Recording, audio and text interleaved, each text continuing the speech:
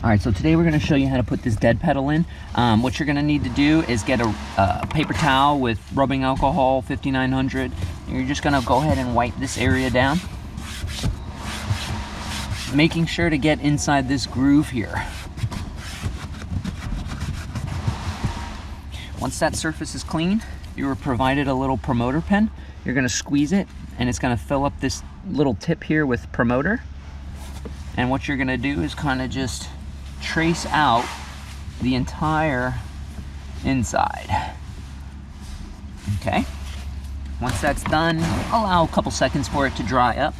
And now what you're gonna get is a piece like this. It's got red release liner on it, and you're gonna peel the back and just go ahead and just stick it right in. Careful to align it. These lines will fit directly in place. You're gonna press firmly.